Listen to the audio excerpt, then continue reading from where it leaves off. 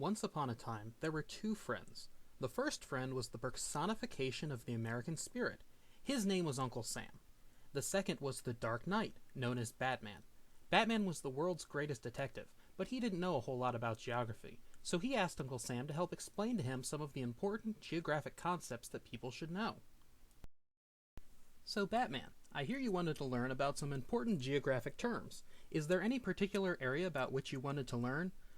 I never seem to understand what people are talking about when discussing different levels of population density and development. What can you tell me about those? I know a great place to start. Why don't you tell me about your hometown of Gotham? There are a large number of people who live very close together, and there are many large buildings. That's what you'd call an urban area. It's how you describe cities and large towns.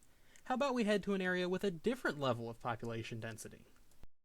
Ba-na-na-na-na-na-na-na. I don't like it here. The people are very spread out. There isn't very much development, and what there is tends to be small. Also, there are too many cows. Cows? I don't like cows. Cows notwithstanding, you have accurately described this kind of area. This is what's known as a rural area. The people who live here are spread out over a large area and often own farms. This is the kind of density most commonly seen through history. So urban areas are dense, and rural areas are spread out. Is there something that comes between the two? I'm glad you asked. Ba-na-na-na-na-na-na-na. There seems to be a large number of single-occupancy homes in this area. There is some development, but not as much in the urban area. What is this called? This is known as a suburban area.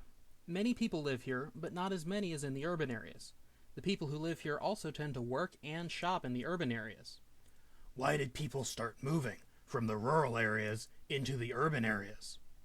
For an answer to that, we should head over to a factory. Ba-na-na-na-na-na-na-na. As time went on, technology became more advanced. Fewer people were required to work on farms to grow the same amount of food. Additionally, new technology meant items were able to be mass-produced, but they required large workforces near a central location. So people started moving into the cities, where the jobs were available. Exactly. The process of increasing the level of technology is known as industrialization. That seems great.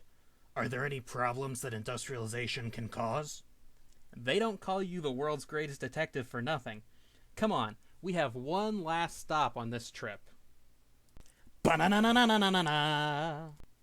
P.U. What's that smell? That's pollution. It's anything that ruins the earth, water, and air around us.